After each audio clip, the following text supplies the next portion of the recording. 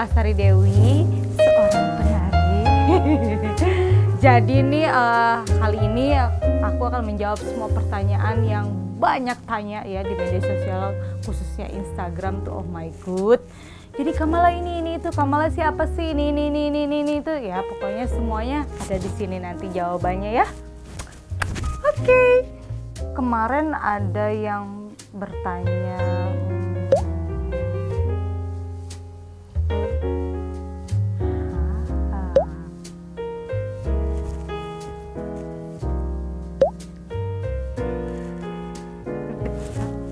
aku akan jawab pertanyaan waktu pertama kali aku ke luar negeri, ke festival, undangan, suka dukanya, pengalamannya, dengan siapa, tahun berapa, dan di mana saja, seperti itu. Jadi ini sebenarnya butuh proses juga, tidak semua ada yang instan. Seperti aku sudah nari dari umur 9 tahun, tapi baru dapat kesempatan itu di tahun 2007 ke Jepang. Bayangin aja, dari aku kecil sampai besar itu baru dari kuliah, maksudnya baru bisa ke luar negeri gitu. Itu pun di luar dari kampus, jadi aku diajakkan sama yang lain dan bukan sama sanggar juga. Nah setelah itu 2007 itu di Tokyo, Jepang, terus abis itu 2009 Singapura, 2011 ke Turki, terus sama ke Melbourne, 2012 ada ke Birmingham, ada Korea, ada UK, ada London, ada Singapura lagi, 2013 ada ke Singapura lagi, ada ke Thailand lagi, ada Turki, ada Taiwan, 2014 ada ke Jepang, ada ke New York, semua New York 2014 itu, karena waktu itu aku ada di New York. 2015 itu ada di Taiwan, ada di Korea lagi, ada di Spain, ada di pokoknya banyak banget, sampai ke Eropa, ke Filipina, ada Dubai, ada ke Jakarta tentu pasti, terus Singapura yang sering sih aku, terus ada India, ada ke Barcelona juga udah tadi ya. Yang sering itu Singapura, aku sering dapet undangan Singapura, terus Jepang. Oke, nah semuanya itu dari berbagai undangan. Misalnya seperti undangan festival, yang pertama ya aku urut dulu ya. Pertama, jadi cerita sejarahnya setelah dari Bandung, dari Jepang itu lulus kuliah, aku pindah ke Jakarta. Nah pindah ke Jakarta tuh aku memperkenalkan gue sendiri, introduce myself ke misalnya ke Kementerian Pendidikan, Kebudayaan atau Pariwisata, ke Kemendikbud atau ke Dikbud ya, Dinas Kebudayaan Pariwisata lah, pokoknya gitulah ya. Jadi gue tuh memberanikan diri, datang sendiri, bawa CV aku, sanggar aku, diri gue, terus bahwa aku punya grup, aku pengalaman aku seperti ini, kayak gitu-gitu. Terus dari situ, dari pertama ini Dinas Pariwisata dulu ya, gue diterima. Abis itu aku pertama kali dibawa nari ke Melbourne terus Taiwan. Nah tapi di dalamnya itu persaingannya tuh sangat gila. Jadi lo bayangin ya, sesama penari bisa lo bersaing kayak gitu ya. Maksud gue kita tuh gentle lah, maksudnya ya kalau dia suka ya, orang pejabatnya atau dinasnya emang suka ya udah suka gitu. Tapi kenapa mesti iri kayak gitu? Kalau gue yang dibawa pergi terus, kenapa? Kan I have skill, you have skill ya. Yang kita bersaing itu secara skill seperti itu. Dan di situ gue sempat merasa nggak suka yang seperti itu, karena itu bukan tipe gue bersaing secara seperti itu. Terus disangka deket lah, padahal yang deket mereka lah, yang pergi-pergi juga misalnya dia orang kayak begitu. Dan bukan masalah itu aja, setiap pasti kalau gue pergi misalnya dari dinas gitu, pasti banyak yang sanggar-sanggar, wah enak ya kayak gini-gini ya. Aku terima kasih, maksudnya tapi mereka kita belum pernah kayak gini-gini ya, mau bagaimana lagi. Kalau sanggar misalnya ada yang belum pernah, sulit juga karena di dalam birokrasinya memang ya harus mau sulit juga kayak begitu maksudnya. Dan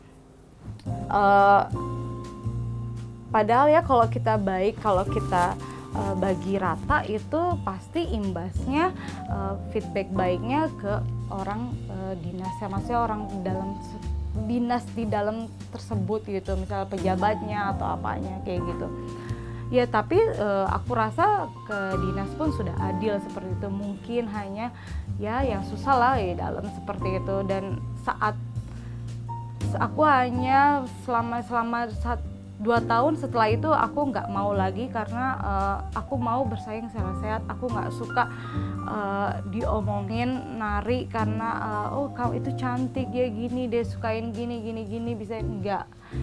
Mereka melihat aku skill aku nari, kalian boleh bersaing. Kita memang punya skill nari itu berbeda. Nah itu makanya dari itu aku tidak pernah mau setelah itu aku nggak pernah mau ambil lagi untuk ke misalnya diajak expo sama dinas.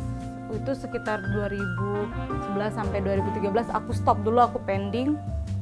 Dan kebetulan aku pergi sekolah ke Amerika juga, waktu itu short course seperti itu di New York. Dan di New York aku belajar contemporary dance, belajar apapun semuanya di sono, flow rock, fusion, jazz, segala macam. Tapi pas pulang ke Indonesia balik lagi itu ya tetap hati aku tuh tetap nari tradisional kayak begitu. Saat pulang ke Indonesia 2014 tuh aku merasa independen, maksudnya gue mau festival, mau misi budaya ke luar negeri dengan usaha gue sendiri, dengan cara gue sendiri kayak begitu. Akhirnya aku misalnya dapat undangan, aku ke Kemendikbud minta support seperti ini. Alhamdulillah Gandrung, sanggar aku nari sudah 2 kali disupport oleh Kemendikbud. Itu pertama kita ke Jepang, Kagoshima, terus habis itu satu lagi ke Bosnia. Nah aku senang banget karena di situ benar-benar aku usaha bolak-balik cari payah ini, dan nggak perlu ada persaingan, dan nggak perlu aku dijelek-jelekin seperti itu. Mungkin orang merasa sebaliknya, tapi ya enggak. Kalau orang berpikiran dia merasa seperti itu kayak mengaca gitu. Tapi aku I don't care gitu. Gue orangnya bodo amat. Dan setelah aku bisa berjalan sendiri ini independen Kemendikbud, terus akhirnya aku bertemu dengan CEO of organisasi Council of Festival Folklore. CEO itu dengan presidennya Pak Said, terus beliau support aku dengan sanggar aku dan selalu memberikan festival ke negara-negara yang aku inginkan misalnya, atau rekomendasi dari beliau. Nah dari situ I think gue lebih nyaman gue berjalan sendiri untuk misalnya cari festival sendiri, dapat undangan sendiri, daripada gue dapat job habis itu misalnya satu lagi aku belum pernah dapat dari kementerian ya, Kementerian Pariwisata itu beda lagi, misalnya Sabtaksana yang pusatnya. Nah itu lebih oh my god. Ya mungkin kenapa selalu sanggar orang-orang penari kenapa ya, kok dia terus yang pergi ini, kenapa mesti curhatnya ke gue gitu, kenapa gue yang bisa ngomong gitu. Kalau gue orangnya cuek, maksudnya ya gue ngomong apa adanya. Ya susah karena orang birokrasinya nggak mau pusing ribet, even itu IO atau yang di dalamnya atau apapun gitu kan. Ya maksudnya ya gitulah, tahu kan. Jadi agak susah gitu, tapi ya beruntung yang punya kerjasama link di sana tuh sangat beruntung buat gue, karena kan dia kasih jobnya tuh setahun tuh terus berkali-kali kayak begitu.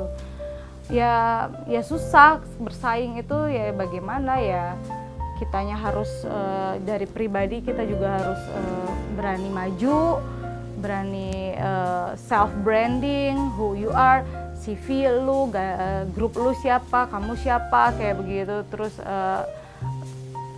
berani cari-cari link kayak begitu ya, berani bersaing secara sikut, diomongin ya, itu harus kebal aja sih kalau menurut aku kayak gitu.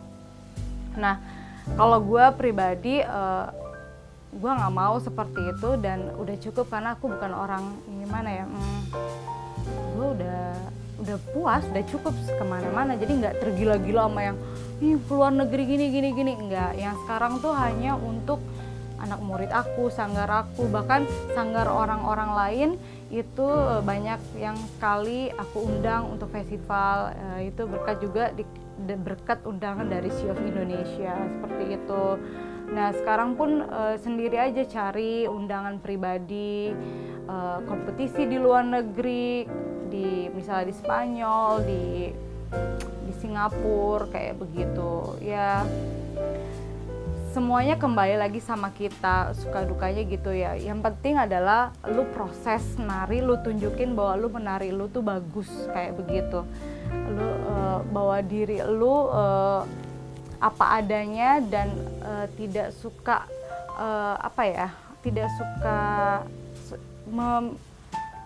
jangan suka mengaca gitu. Jadi jangan suka mengaca diri sendiri kayak gitu. Jadi jangan menganggap orang tuh apa-apa negatif gitu, jangan. Biasa aja. Kalau ada yang kayak gitu, kayak gue orangnya cuek, bodo amat kayak gitu. Jadi dia mau sampai ngomong apa, kadang aku suka sengaja itu gue pura-pura ini kayak begitu. Ya semoga ya untuk kedepannya aku sih bisa, pemerintahan atau kementerian atau siapapun bisa merata untuk sanggar-sanggar gitu, dan diperhatikan sanggar-sanggar yang prestasi, penari-penari yang berprestasi semuanya.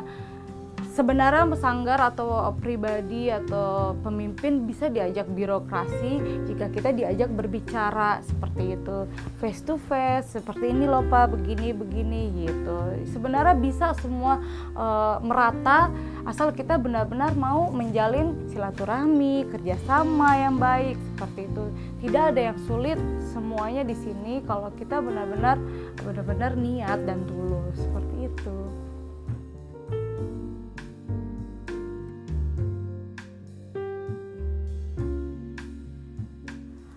Nah, kalau aku menanggapi persaingan pro dan kontra, ada yang senang, ada yang tidak sama aku pribadi, terus sesama sanggar, koreografer atau penari, hanya satu, aku bodo amat, cuek.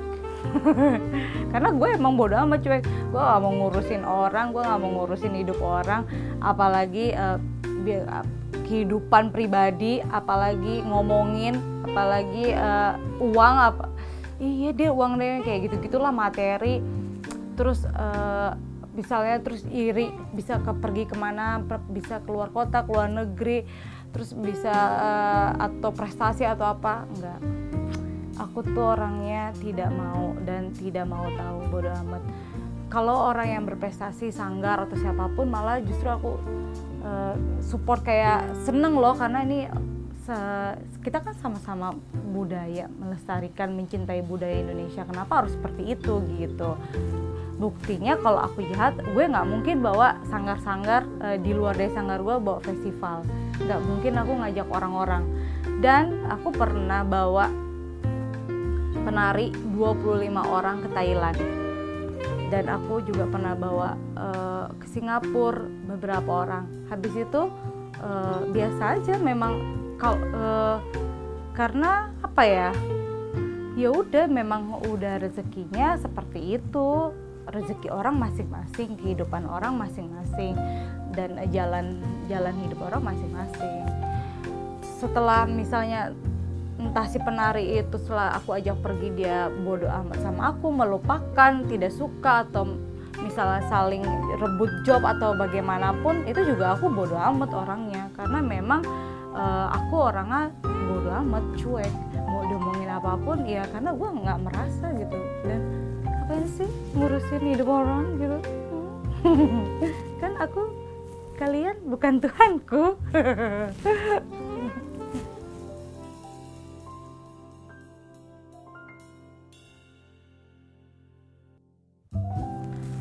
Nah, biasanya tuh aku menjalin kerjasama misalnya dengan link-link, dapet job nari dari mana aja nih, bisa dari IO, ada vendor. Nah, kerjasamanya adalah ya berikan yang terbaik yang diinginkan mereka semua, seperti itu.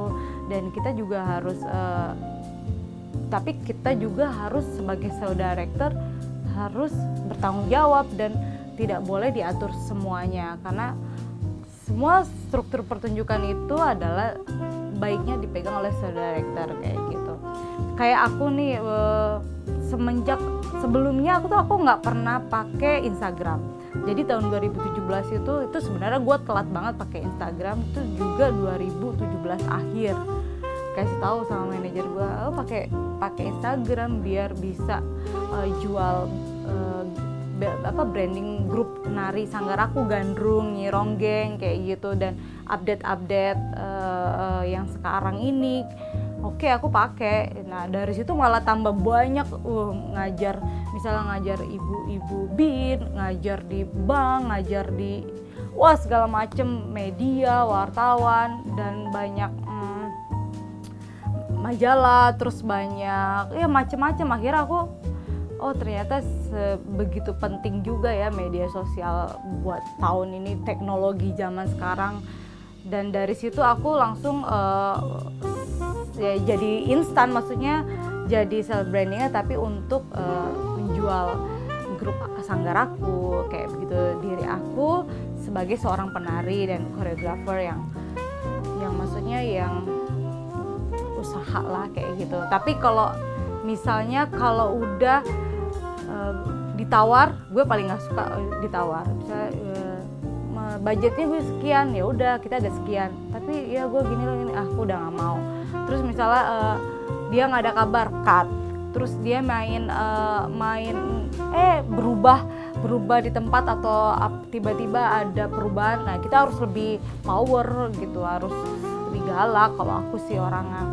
Dan misalnya ada yang ganjen, nah gue sering banget dapet yang ganjen, centil itu nggak pernah aku temuin, pasti selalu aku temuin.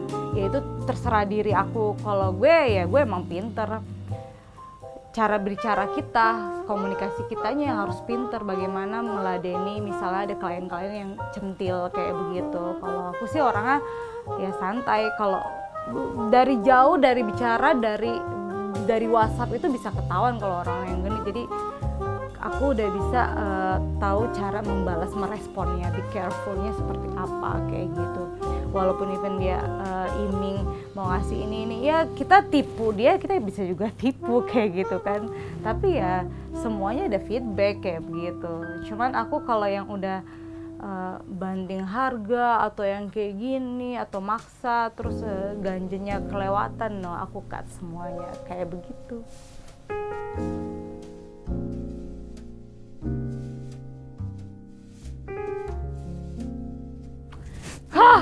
Gue udah paling benci kalau yang namanya tuh uang nari dipotong-potong. Wah, gila. Kesel banget. Itu paling jahat. Apalagi ya nih ya, padahal dapetnya misalnya 10 juta. Ya kok bilang, ya maaf ya, ada tanda gede-gede 5 juta. Kan kayak anjing gitu. Tapi kan kayak proses orang lama tuh kan, latihan kayak keringat panas-panas, orang jalan, transportasi, makan, kayak gitu semua orang tuh harus diperhitungin gitu loh. Kayak orang pengrawit gitu bawa gamelan atau apa, itu semua harus diperhitungkan mereka. Itu gue paling gak suka kalau orang udah motong 50% kayak gitu loh. Dan gue paling gak suka kalau udah dibanding-bandingin. Oke, fine, kalau dia ngikutin gue gak masalah, karena emang gue banyak selalu diikutin. Jadi apa ya suka nggak suka aja dibanding-bandingkan. Maksudnya setiap orang tuh berbeda gitu. Tapi kalau gue diikutin, gue banyak diikutin.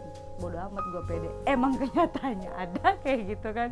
Baik dari sanggar, style, terus dari apapun. Nah, gue paling benci lagi nih orang sok-sok bilang sudah pernah keluar negeri kayak gini ke beberapa negara. Faktanya mana guys? Mana lihat, lu baru kayak cuma 2-3 hari apa gitu ngomongin festival pengalaman, mana buktinya, kayak gitu gak ada.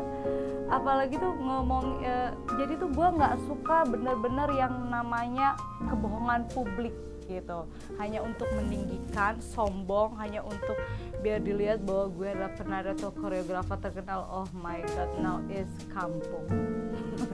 Berantakan bahasa Inggris gue. Jadi buat gue tuh ya kampung aja gitu ya. Buat apa sih kayak gitu?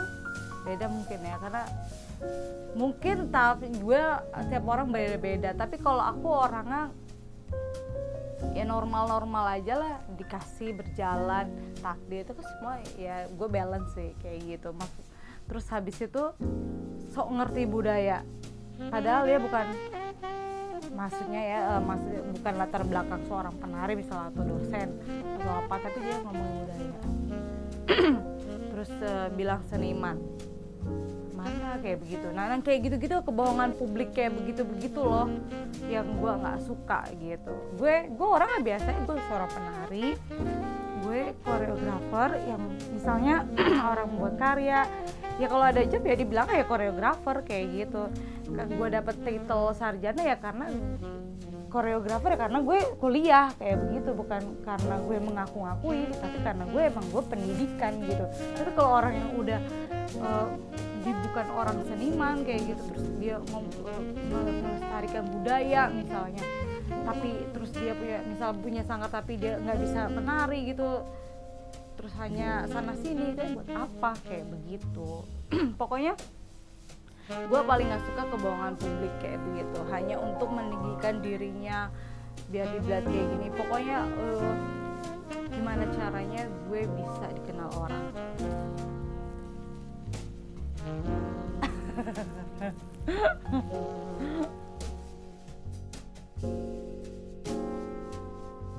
Nah ini ada pertanyaan yang paling bagus. Gue ditanya pernah susah nggak? Menurut lo orang percaya kalau gue susah? Nggak ada yang percaya juga kalau gue susah. Ya kalau gue susah ya siapa yang mau percaya? Misalnya susah uang, ada masalah, ada ini, jarang ada yang percaya karena emang gue nggak pernah menunjukkan kayak begitu. Yang pasti gue pernah susah pernah banget, sampai pinjam uang teman misalnya, tinggal di tempat temen karena misal butuh sharing, stres, pernah curhat, pernah bahkan kalau stres pun aku keluar negeri, misalnya keluar kota kayak gitu. Memang cara menyampaikan susah, menunjukkan susahnya, pusing gue tuh jarang ditunjukkan untuk umum gitu atau di publikasi. Gue nggak suka gitu. Menurut gue ada yang di publikasi adalah kebahagiaan kita kayak begitu, karena kan aura-aura negatif. Nah dibantu teman dekat, yang jelas yang paling tahu gue susah adalah orang-orang terdekat gue gitu, kayak manajer gue, asisten gue, sahabat gue, geng gue kayak gitu. Mereka yang bantu aku, support, kasih misalnya kerjaan atau pinjam uang atau apa, baik kasih makan, curhat kayak gitu. Cuman kalau yang sampai stres banget ya pernah, itu ada tahapnya, yaitu kehidupan biasa pribadi laki-laki guys. Kayak gitu. Jadi ya pernah susah aku.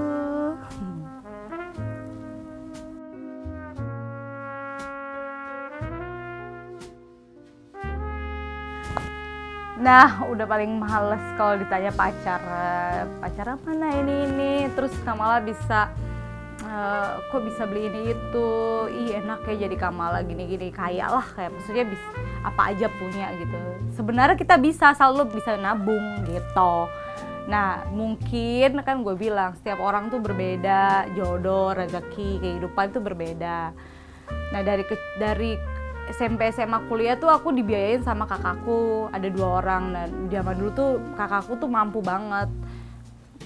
Sebelum berdua menikah ya, tapi setelah nikah ya udah masing-masing, gue harus kerja. Nah dari SMA sebenarnya gue tuh udah kerja show karena dulu cover Ges Anakayas gue kontrak 2 tahun, gue udah menghasilkan uang, terus kuliah ada job-job nari. Nah aku tuh seneng nabung orangnya, memang seneng nabung, tapi dibantu dengan ketemu Yayang pada tahun 2009-2008.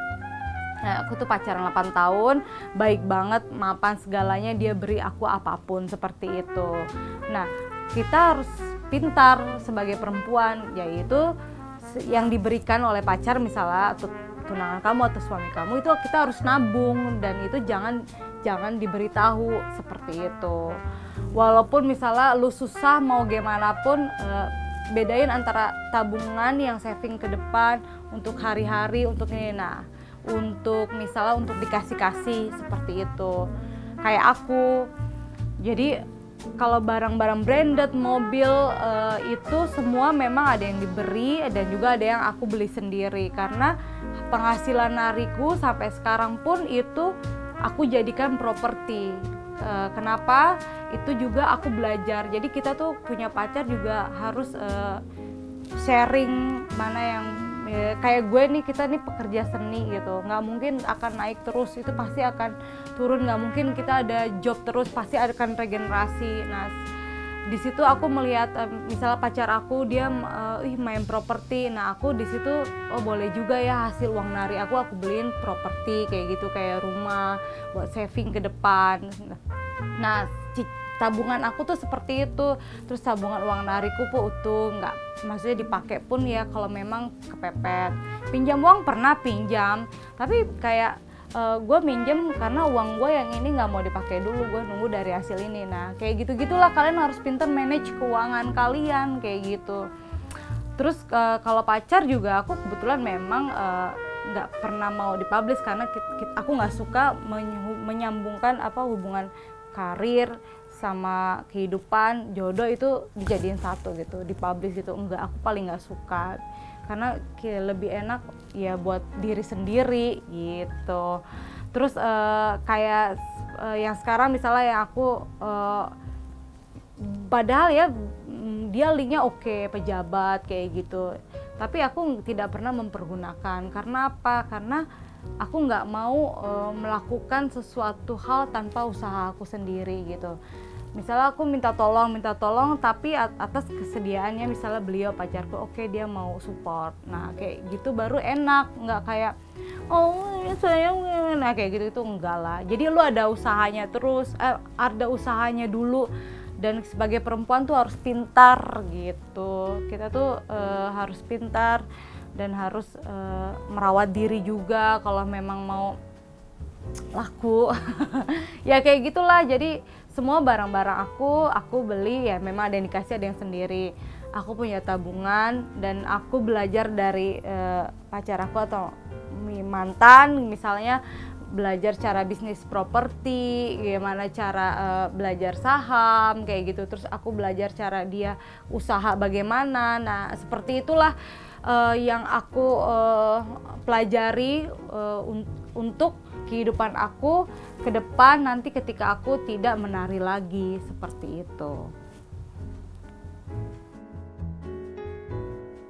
Nah, untuk saran aku, motivasi aku bagaimana bisa sukses, bisa mencapai apa yang diinginkan, yaitu kalian jangan pernah putus asa, jangan pernah merasa puas untuk diri sendiri. Kalian harus terus berlatih terus apapun yang kalian lakukan, bidang disiplin apapun. Harus kalian punya prinsip yang paling penting, dan kalian harus punya tujuannya. Dan jangan pernah merasa menyerah, maksudnya menyesal, malas. Nah itu hilangin seperti itu. Terus musuh terbesar kamu adalah diri kamu sendiri. Jadi kamu be careful with yourself gitu terhadap orang-orang dan apa yang kamu lakukan, seperti itu. Harus percaya diri ya, karena di dunia ini tidak ada sesuatu yang tidak mungkin. Oke? Segitu aja, aku udah capek nih. Jadi aku mau makan dulu ya. Bye pertanyaannya. Aduh, aku gak sampai